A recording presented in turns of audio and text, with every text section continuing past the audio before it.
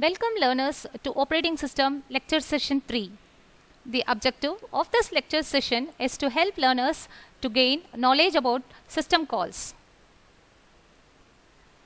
To understand system calls, one need to understand the difference between the kernel mode and user mode. Every modern operating system supports two modes of operation, the kernel mode and user mode. What is the need for these two modes? In order to provide protection to the operating system from the errant users and to designate some of the machine instructions as a privileged instruction, dual mode of operation is provided. I re-insist the statement. In order to provide protection to the operating system from the errant users and to designate some of the machine instructions as a privileged instruction, a dual mode of operation is being provided. From this figure, it is understood that the user mode has a restricted access to the resources of the system, whereas the kernel mode has the complete access to the resources. User mode execution will be on behalf of the user. The kernel mode or the supervisory mode will be done on behalf of the operating system.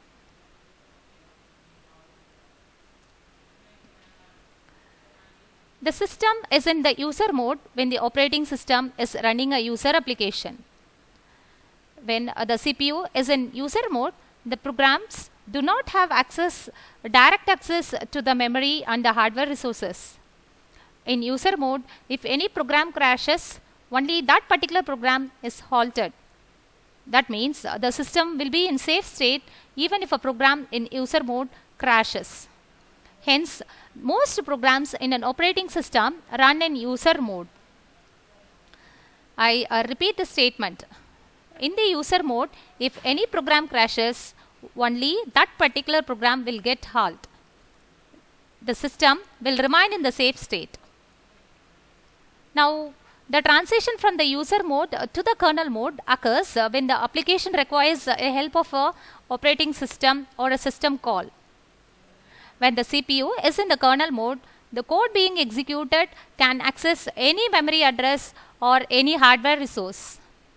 Hence, kernel mode is a very privileged and powerful mode. But if a program crashes in the kernel mode, the entire system will be halted. To summarize, in the user mode, the executing code has no ability to directly access the hardware or FR memory of the system. Code running in user mode will delegate it to the system API to access hardware or a memory. Kernel mode, the executing code has a complete and unrestricted access to the underlying hardware. Is generally reserved for the lowest level, the most trusted functions of the operating system. From this figure, it is understood that the kernel part of the operating system has the most privileged access to the resources. Moving out in the layer, the privileges are least. When an user is trying to run an application program or a system program, system will remain in the user mode. From this figure, it is understood system programs, application programs, user programs, or when the user is making use of a compiler, interpreter or editor, the system will remain in the user mode. And the transition from the user mode to the kernel mode will happen when the application program or a system program is trying to avail the services of the operating system. As seen in the figure, operating system will provide services related to process management, memory management, file management, I/O management, and the entire operations of the hardware part of the computing system. Now, let us further understand about the system call.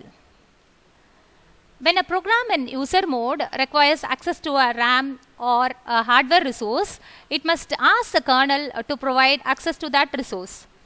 This is done via something called as a system call. When a program makes a system call, the mode is switched from the user mode to the kernel mode, and this is called as a context switch. I re-insist the statement. When a program makes a system call, the mode is switched from the user mode to the kernel mode. This is called as a context switch. Then the kernel provides the resources which the program requested. After that, another context switch happens, which results in the change of mode from the kernel mode back to the user mode. Generally, system calls are made by the user level programs in the following conditions. During the creation and opening, closing and deleting files in the file system, creating and managing new processes, creating a connection in the network, sending and receiving packets, requesting access to the hardware device, whether let it be a mouse or a printer. In all these situations, you will have a program which is calling to execute the hardware part of the system. In a typical operating system, there are around thousands of system calls to support user programs. Now from this figure, you can understand that a current user process, it is getting executed, and when the user process is making a call to the system call, now the mode will get changed from the user mode to the kernel mode. So the layer above is referred as a user mode. Whenever a user is running an application program or a system program, the mode will remain in the user mode until there is a call to the system call. When there is a call to the operating system to perform its services by means of a system call, then the user mode will get changed and the transition will happen to the kernel mode. Now the system call, the call which was called by the user application will get executed. Once the system call completes its task, the transition will again happen, and from the kernel mode, the mode will get changed to the user mode. So that is what is pictorially represented here, and the mode bit will remain as 1 when the system is in the user mode, and when the system is moving on to the kernel mode, the mode bit will be set as 0. System call provides an interface to the operating system services. Application developers often do not have direct access to the system calls, but can access them through application programming interface, which is known as API. I re-insist the statement. Application developers do not have direct access to the system calls, but we can access them through the application programming interfaces. The functions that are included in the API invoke the actual system calls. Let us first use an example to illustrate how the system calls are used. Now we are going to take a very simple operation to understand this. Writing a simple program to read a data from one file and copy them to another file. So I should have a source file. I am going to have the contents from the source file return into another file, which is a destination file. Now let us understand what is happening internally. So the task given to us is to copy the contents of the source file into another file, which is a designated file. In order to perform this simple operation, at the background there are a lot of system calls which are getting executed. We are going to explore that now. The first input to that program will be, you need to have names for the two files, the input file and the output file. These names can be specified in many ways depending on the operating system design. One approach is for the program to ask the user for the names. In an interactive system, this approach will require a sequence of system calls. First, to write a prompting message on the screen, and then to read the keyboard and give the definition of the two files. The other approach is in a GUI based environment. On a mouse based or an icon based system, a menu of files is usually displayed in a window. The user can then use the mouse to select the source name, and the window can be opened for the destination name to be specified. This sequence will require many I/O system calls. Once the two file names have been obtained, the program must open the input file and create the output file. each of these operations requires another system call. And there might be some possible error conditions during these operations also. And whenever there is an error condition which is occurring, and additional system calls will be made. When a program is trying to open an input file, for example, it may find that there is no file of that name, or the file is protected against the access. So in that case, the file, whether it is not existing or you don't have an access to that particular file, then the file cannot be opened. For these two cases, the program should print a message on the console stating that the file cannot be opened, or it has to prompt the user with appropriate messages, and then the process will get terminated. Okay, and for this termination of the process, another system call is required here. And in case if both the file names are existing, then we must create an output file. We may find that there is already an output file with the same name also. In that situation, the program has to again make another system call, or we may delete the existing file also and create a new destination file. So another option can be in an interactive system.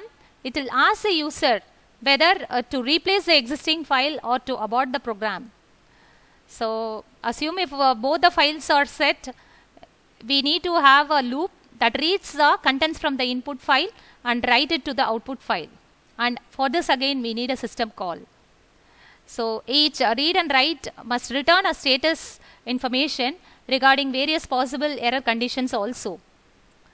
On input, the program may find that the end of the file has been reached, or there was a hardware failure in the read operation.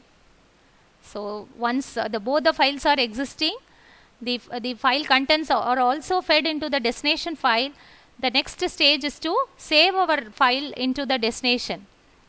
So the write operation have to be successful.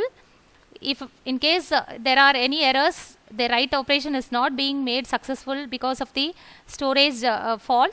In that case, again there is a call to the system which is helping us to prompt the error message related to the storage errors. Finally, if the entire file is copied successfully, the program has to close both the files, the source file as well as the destination file. And now we will have to have a prompting message stating that the file operation is being made successfully. This again will internally call another system call, and the process has to terminate normal because all these operations were made successful.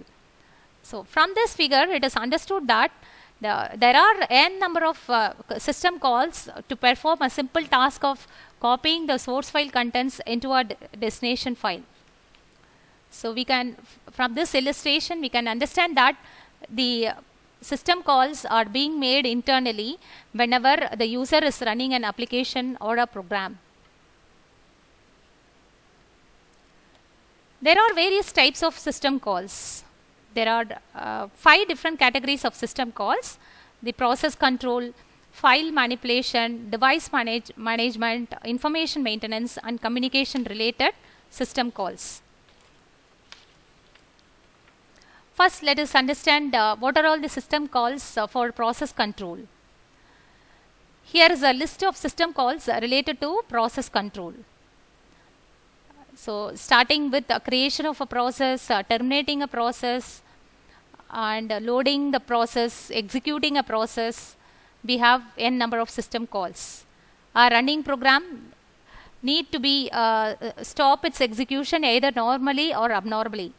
Suppose if everything goes on normal, this process will get terminated in a normal condition, and if anything goes wrong, it has to abort the process. When a program is executing and it is stopped abnormally, often a dump of memory is taken and can be examined with a buffer. In order to release everything, there is process control system calls, which is end and abort. There are also system calls related to getting process attributes, and you'll have to wait for some time before the event is getting executed, or waiting for a signal, allocation and freeing of memory.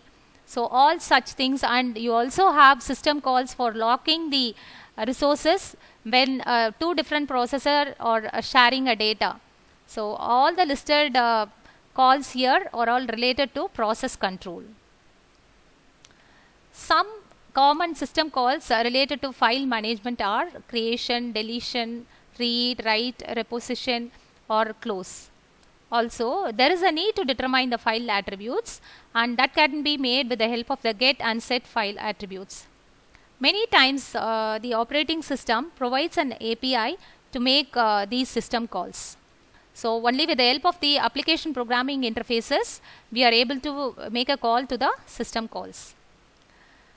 And coming to the system calls related to device management, process usually will require several resources to execute, and if these resources are available, they will be granted and the control returned to the user process. These resources are also thought of as devices. Some are physical, such as video card, and some others are abstract, such as a file. User programs request the device, and when it is finished, they release the devices. Similarly, files, we can read, write, and reposition the device, and so on. Now let us understand some of the system calls related to information maintenance and communication. Some system calls exist purely for transferring the information between the user program and the operating system. An example of this is a time or a date. The operating system also keeps information about all its processes and provides system calls to report this information. Moving on to the communication related system calls. There are two models of inter-process communication, the message passing model and the shared memory model. So two processes will communicate with each other, and for that they will be using message passing model or a shared memory model. And in order to do that, again we have some system calls to support. Message passing uses a common mailbox to pass a message between the processes. Shared memory uses certain system calls to create and gain access to the resources owned by another process. The two processes will exchange the information by reading and writing in the shared data. Hope the learners have gained knowledge about the system call and its significance. Happy learning. Thank you.